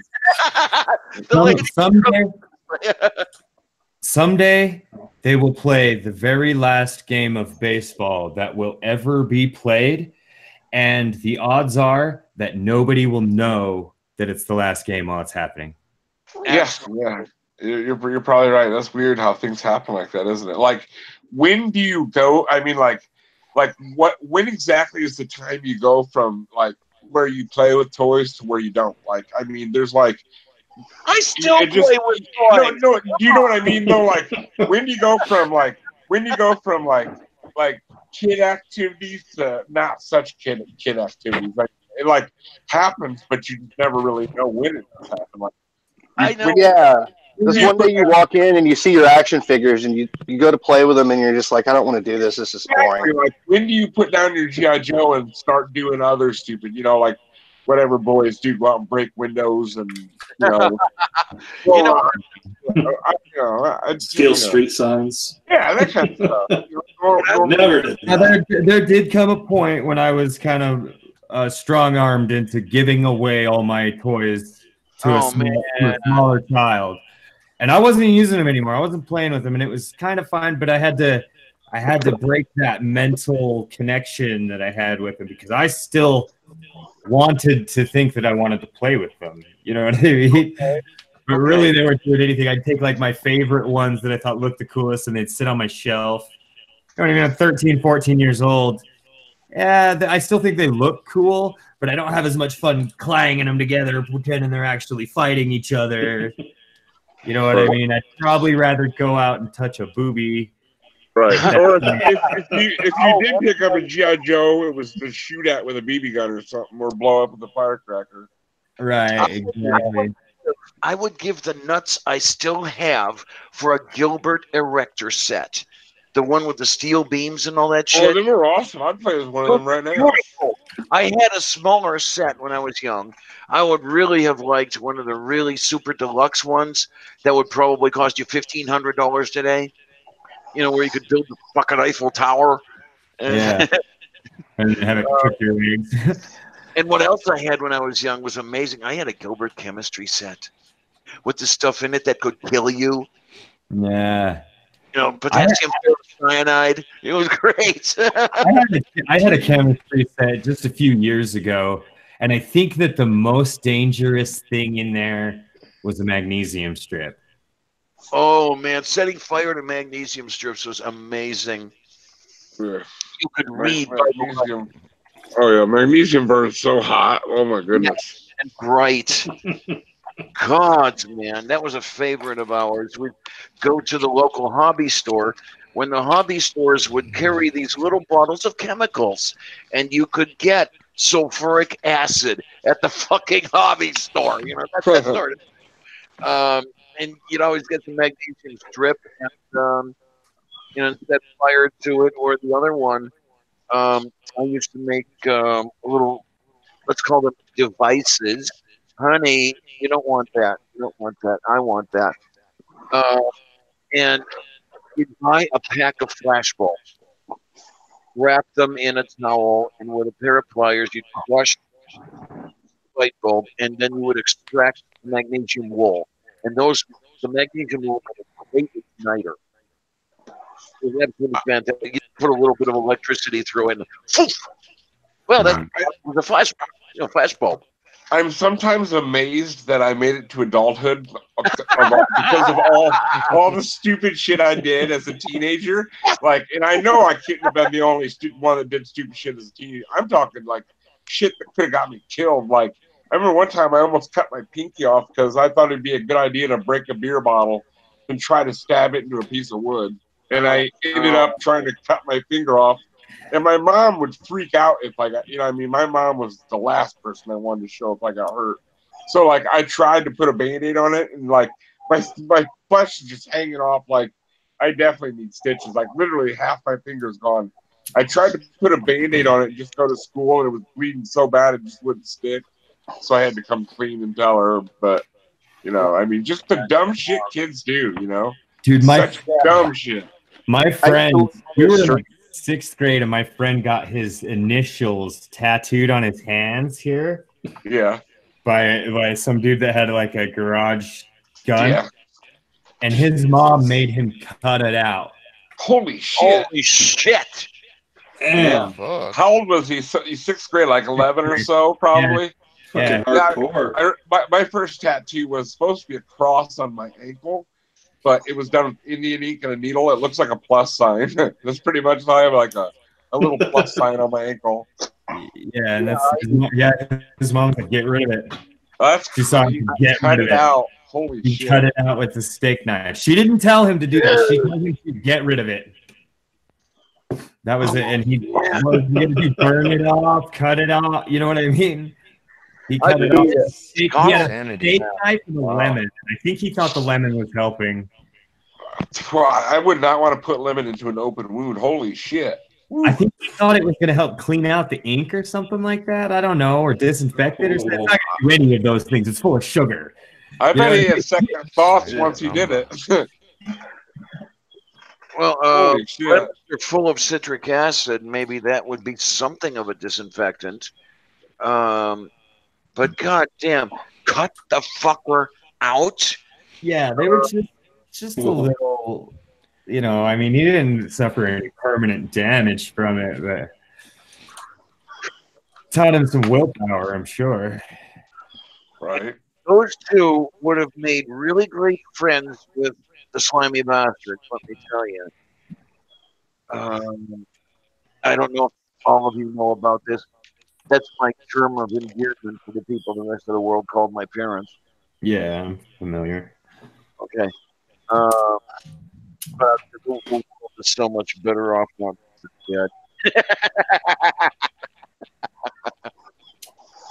Anyway, dude, I used to have this. Where I used to live in Texas. I lived in like a trailer park. At the end of the road, there was this like huge drop off, and it was like it was a runoff for floodwater, so it wouldn't flood. Okay, fine. And they had like a culvert. Like, I don't know what you'd call it, but it was basically like it was almost like a drain or something. But it had just enough of of an angle on it. I would ride my mountain bike down the road, and if I hit it just right, it was right next to this like thing that's supposed to stop you from driving your car down there. If I hit it just right, I would fly straight out into like way out into this fucking field before my bike would land, and I would do that all day. And Okay. my front tire on my bike was all wobbly. I think it's ways to spend time. So yeah, I feel you on that. How the hell am I here? Yeah, like we used to. There's a park in my town called Baker's Park, and there's a hill on it called Suicide Hill. It's a golf course, and it's really, really steep hill that goes down, and then it goes the hill on the other side, it's Twin Hill. Well, one summer we used to ride down. I used to ride on bike through there all the time, and like go out in the woods and smoke cigarettes, normal teenage boy stuff. And one time I was flying down, and I rode down Suicide Hill, and they had roped off for golf, and I didn't realize they had it roped off because it you couldn't see it from the top of the hill. And by the time you get down to where you can see it, you're going so fast, there's no avoiding it. I hit that rope, and it was like a cartoon or something. It just stretched and went whoop, and then I just fucking flew backwards, and I just went asshole over an apple cart, ripped my pant leg from like the bottom all the way up to my crotch. My bike was so fucked up I couldn't even ride it home. Luckily, I only lived like 3 or 4 blocks away. Okay. Oh my god, just the dumb shit you do as a kid. I still have a tattoo. Well, not a tattoo, but I still have like blackberry juice embedded into my arm where I wiped out, like I got road rash and blackberry juice got in there. So it's kind of like a permanent blackberry tattoo on my arm. Oh man, I used to play with chemistry sets, and I used to play with other things. I used to make my own chemistry sets, find shit I could work with and everything else. I am amazed. There was one day I decided that I was going to try a little something and see how it worked. We had a swimming pool. And to take care of the swimming pool, you have sodium hypochlorite, to put the chlorine in the pool. Sodium hypochlorite is basically industrial grade bleach. Yeah. And we also had household ammonia. Are you following me yet? And I went into the backyard with a baby food jar about this big with, I poured some of the sodium hypochlorite in there and then poured household ammonia over it and got way the hell back. Big clouds of smoke going down the street through all the yards and all this. I'm amazed I didn't kill anybody. That was fun. Ammonia is really what I was doing. It was like, oh, great. My boss had to call poison control because he cleaned up cat piss with bleach. Oh no! Poisoned him because of the ammonia. The ammonia, yeah. If you want to have a healthy reaction, bleach and acid. Yeah, that'll do it.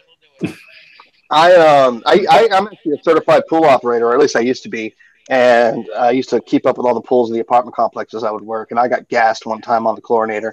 Like I thought I had vented it well enough, and I opened it up, and this cloud of smoke hit me in the face, and I was sick for like 3 days. Man, it was ridiculous. World War I all over again, right? With the gas attacks. Yeah, it was hardcore, man. You might know that you have a bad idea when at the end of your idea, the solution to all the problems was let's fill the pool with poison. Right? Like, let's have a big hole full of water that we can play in. Okay, but isn't it going to get kind of dirty? Well, yeah, but we could just like ask people not to pee in there. Yeah, aren't they just going to do it anyway? Okay, well, we fill it full of poison. Okay. It's a fucking great idea. Oh, man. I was the one appointed to maintain the pool, and that was all sorts of fun. Got boring after a while, but yeah, swimming around in the pool was great. Especially when the girls came over.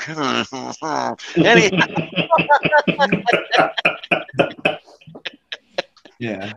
Yes, I've always been into now makes sense. Of course you jump in the pool full of poison. Duh. Yeah. You guys want to jump in this pool full of chlorine? Not really. We got these girls coming over. I'm in.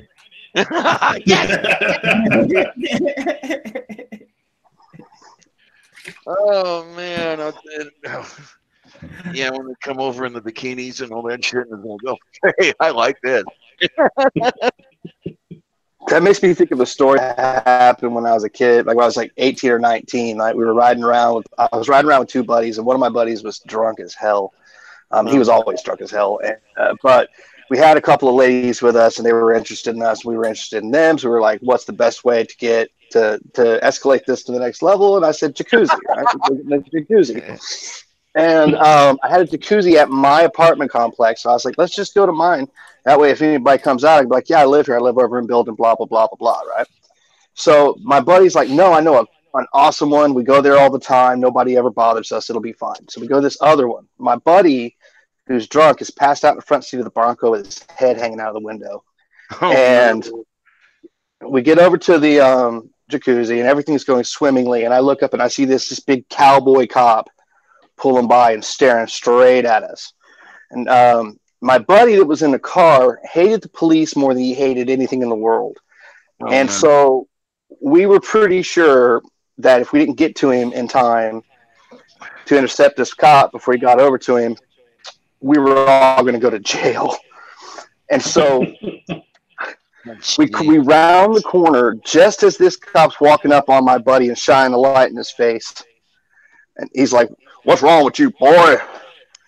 Oh, Jesus. And my buddy jumps up and starts grabbing his chest like he's like tweaking his boobies and starts going, "Boo!" So me and my other friend are there, and we were just mortified. And I'm like, we're going to jail. There's no way around this now. So the cop walks up to us. He is just red in the face. He's this big cowboy dude. He's red face, mad as hell. And he says, "What's wrong with that boy?" In a moment of genius, my friend looks at him and just says, "Oh, that's my brother. He's retarded."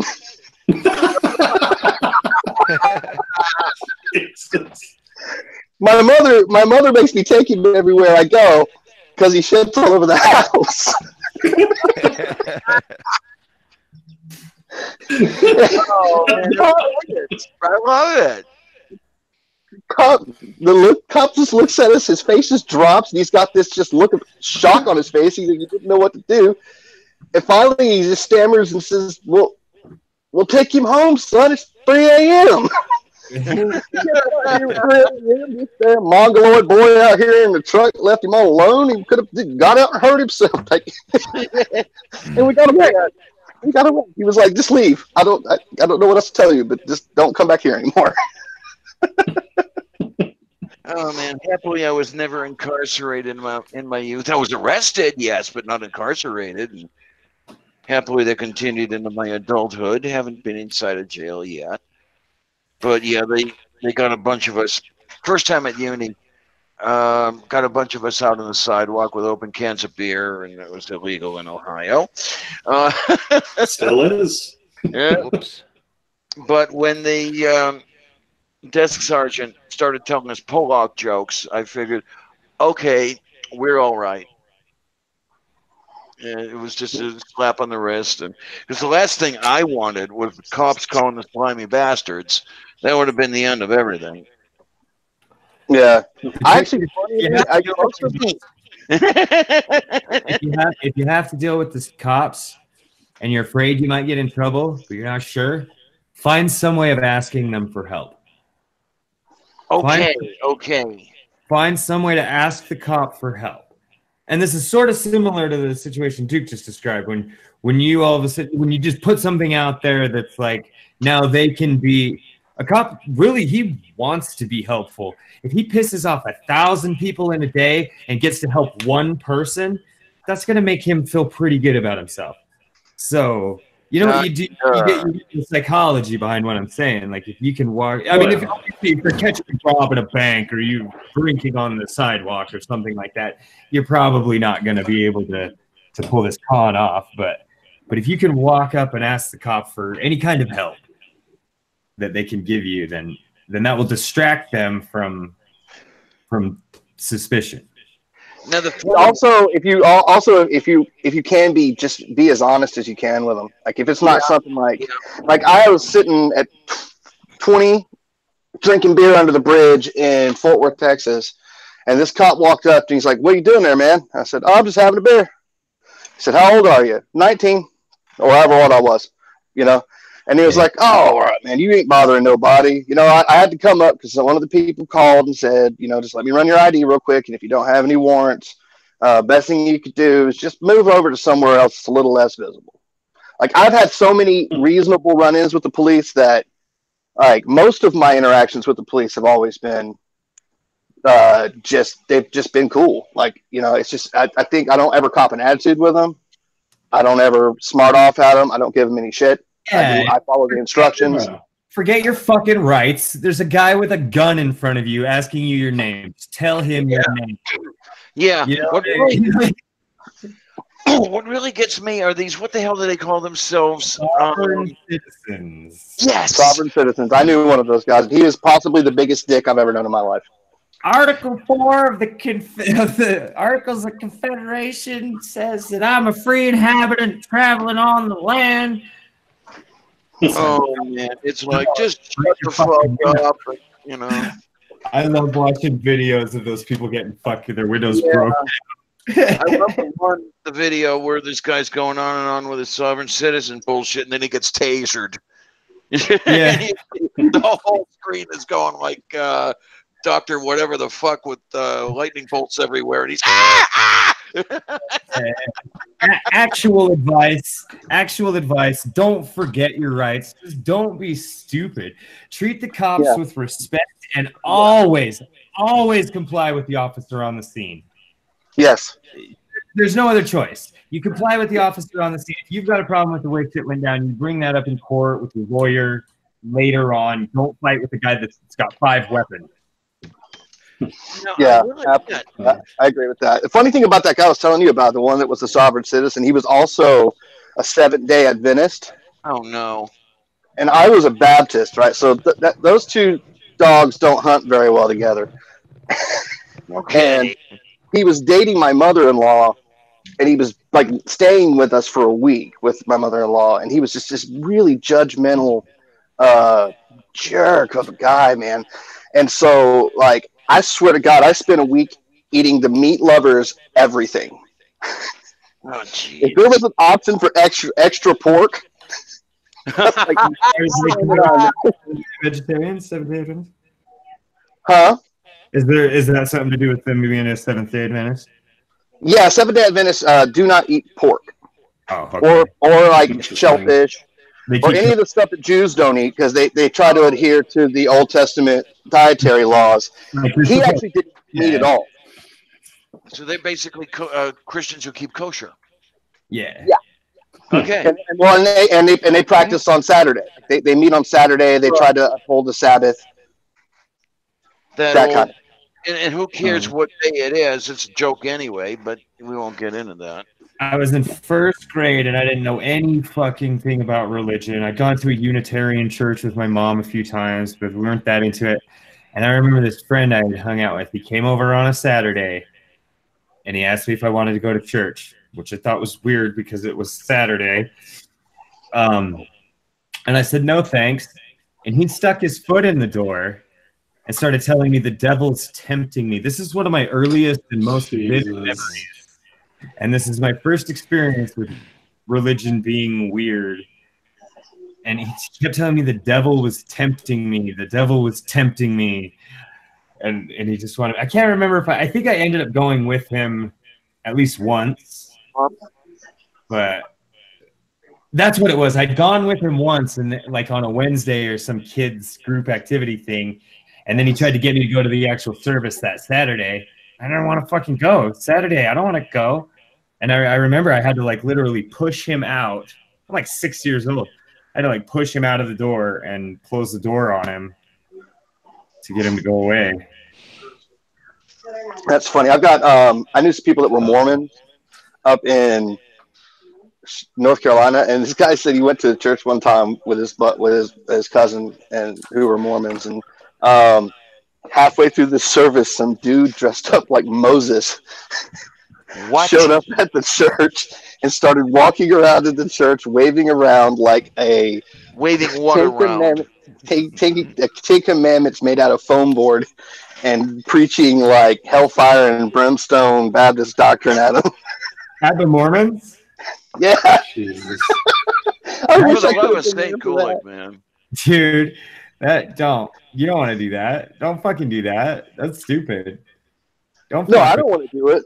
No, I mean, nobody wants to do that. They would, I'm not saying the Mormons are a gang or a mafia or anything like that. They're actually pretty peaceful people, but they're very grouped up and very fucking into what they're into. You don't go fuck with the Mormons like that. First of all, there's no reason to. You know what I mean? And second of all, you're gonna get yourself in trouble. Yeah, well, it's just an interesting thing. Like, this guy was just like, I have to go in here and wake these people up to the truth. So he decided the best way to do that would be to dress up as Moses, which I find hilarious. Brilliant, absolutely brilliant. And the Mormons are the ones with the Book of Moses. So, I mean, what's really great is that you have this religion written and invented by a total con man, and you know he's a con man because the history is there. I mean, how blatant can you get? And yet these people fall for it. Yeah, it's amazing. So, I'm going to have to Scientology. Like, when you look at Scientology, it's nuts. What the fuck is that, man? So I think the only reason it survives is that you have to be really high up in it before they'll actually tell you what the doctrine of the religion is. Like, before they start feeding you the Xenu line, and like, he was a galactic warlord that killed all these people 100 trillion years ago, and then he like put all these people in planes and flew them to Earth, and he dropped them in volcanoes, and then he dropped hydrogen bombs into volcanoes and blew them up. And this released all of their spirits. And so he captured all of the spirits and put them in movie theaters and made them watch movies. And and by the time they tell you that stuff, you're so invested. You've invested your whole life. And there's a great psychological trick that religions do, and Scientology does it even better. And it's taking advantage of people's inherent inclination to fall for the sunken cost fallacy. So once you get people monetarily and emotionally invested in your religion, they become less likely to want to stop believing. Because the more money I give you, the more I need you to be telling me the truth. Okay, and that's how you get them to give you even more money, I take it. It's like, I've given you this much, I can't afford to waste it, so I might as well give you this much more. In Scientology, instead of getting people to give them 10% of what they have, they get people to give them everything. Yeah, that whole Sea Org thing, like the people that work in the Sea Org, like they sign like a $5 billion year contract. Yeah. And they don't get paid. And they wear these little uniforms. And it's really sad. Like, they also had this like concentration camp up in California where they lock people in there and don't let them leave. Like, you can watch all these people talk about when they left Scientology and they like had to sneak out, and then the people followed them. And like, one lady was like she took a bus to another place, and when she got out of the bus, and there was somebody waiting for her in the bus station, because they just sent people to all the bus stations in a certain mile radius. It sounds like The Prisoner. Have you guys watched that series? No. British series. A spy leaves the organization, and then he's captured and taken to an island, basically, to get him out of the real world. And he keeps trying to escape. And every time he escapes, there's somebody out there waiting for him to take him back. Yeah. Somebody must have known L. Ron Hubbard. I don't know. Patrick McGowan was the lead in that show. If you can find it on Pirate Bay or something like that, it's called The Prisoner.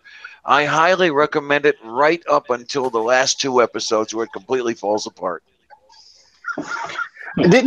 Also, isn't I might be wrong about this, but didn't L. Ron Hubbard hasn't he written more, or didn't he write more fiction than any other person that's ever lived? I don't know. He was trying to be a sci-fi author, did a really shitty job of it. I don't know if his fiction output exceeded that of anyone living, dead, or otherwise. Might have, because he didn't know when to give up. But he found a way to make money, man. Found a religion. That'll definitely do it. I think it's probably one of the best documentaries I've seen on it is by Louis Theroux, whom is my favorite documentarian on the planet. He's just amazing. But his Scientology one is so good. He also did 2 on Westboro Baptist Church and 1 on the Aryan movement in the Midwest. I haven't had a run-in with the Aryan movement. I've counter-protested against Westboro, and a dear, did I mention dear friend of mine, found some books on a neighbor's tree lawn, as we called it, the grass between the sidewalk and the street. And within that were a couple volumes of the Scientology handbooks, the inside information, like what punishments to mete out and everything else like that. She gave that shit to me. Hilarious reading, to tell you the truth. But I have not had a run-in with the Aryans. Well, guys, we've been doing this for about 2 hours now, and I'm getting kind of hungry. So holy shit, man! Yeah. But I think I'm gonna go ahead and kill it here. Okay. So for everybody watching, if you haven't voted yet, what the hell have you been doing here? Yeah, go vote. Get out and vote, and then come back. And if you don't mind my saying, if you do mind, shut me up. I'll have a open chat live stream at 8 p.m. Eastern Standard Time. I am the Lavender Lady. Come on over and just talk about whatever. I promise you it won't be very political.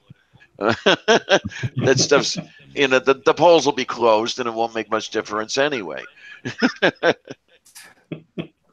Yeah, we might all be in a different mood, though. Yeah, I don't know. If you don't mind my saying, I'm frightened. I'm nervous. I'm scared. I didn't think Trump was going to win. A lot of people didn't think that. Yeah, I was surprised. I mean, there's a lot of people going out there. I've never seen such a huge push to vote, but... Excuse me. Let's see what happens. I hope it's good. Anything. If it's not good, I don't know what the fuck I'm going to do. Same shit we've been doing. Eating breakfast in the morning and dinner at night. Shower somewhere in between. Well, I'm on his hit list twice. No, 3 times. I'm an atheist, lesbian, trans woman. All